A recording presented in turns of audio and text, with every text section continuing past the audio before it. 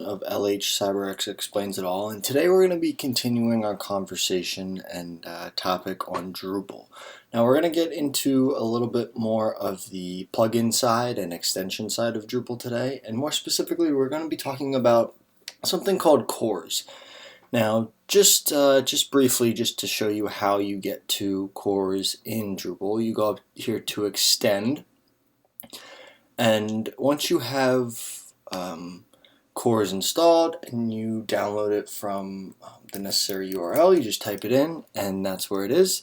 So as you can see, CORS stands for cross-origin resource sharing. So we're going to be getting into a couple different sources that I've found that have been pretty helpful in understanding what it is. So cross-origin resource sharing is fairly straightforward and is exactly what it sounds like. So if you're trying to access a resource that is outside of the origin of your original source, that is a cross-origin request. So CORS manages that. If you're trying to access an image or font, something outside of the origin of your original source, CORS is responsible for that.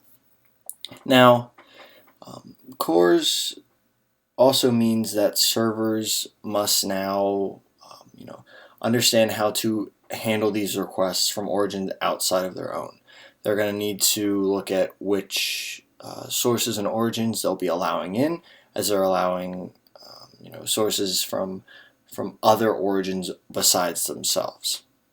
So we can look here under this heading, why is CORS necessary?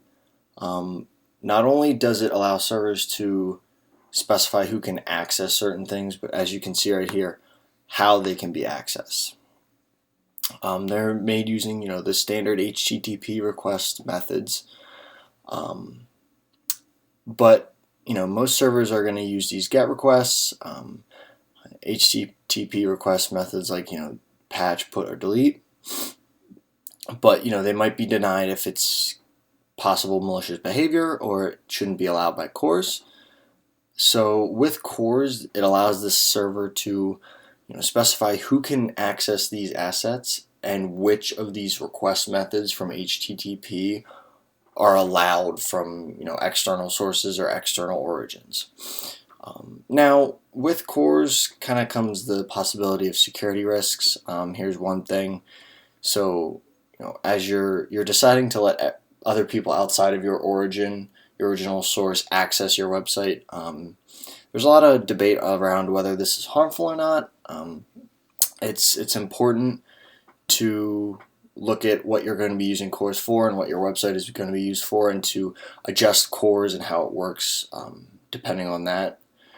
So if you're using, for example, authentication based on like your session cookies, then suggests you probably shouldn't allow CORS to allow requests in by everybody.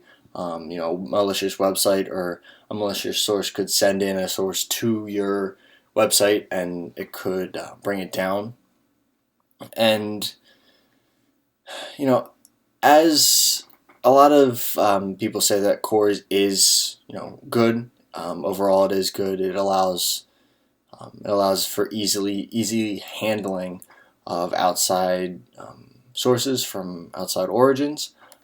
And then one more source we're going to be talking about is kind of here. So this is talking about a CORS pre-flight request. So a pre-flight request is a CORS request that checks to see if the CORS protocol is understood and if the server is aware using specific methods or specific texts or headers. So as we can see, we're looking at a option example. So this says a client might be asking a server if it would allow a delete request before sending a delete request by using a pre-flight request. So it's kind of like a preliminary security check. It's looking to see if the server is going to allow this, if it's going to let the user complete this option. As you can see here, if the server allows it, then it will respond to this pre-flight request with an access control allow methods, and which then lists delete. So this is, it kind of puts it out there and says, is this going to be allowed? Does the server allow this? And then if it does, then it'll come back saying, yeah, you can do this, access is granted. And so on and so forth. If it doesn't, it'll deny it. So pretty much when it's when an outside source is coming in from an unknown origin or an outside origin with other resources, that's kind of when CORS is triggered. CORS is really responsible for looking at how these outside origins and outside sources are managed. And, some might say there's a security risk, but for anything that's dealing with outside origins, there always will be a possible security implication or risk. But anyway, CORS is a really helpful extension or plugin that you can put onto your Drupal website. So I will put these three resources in the description below. But anyways, thanks for tuning into this week's installment. And next week we'll be talking about another really cool topic.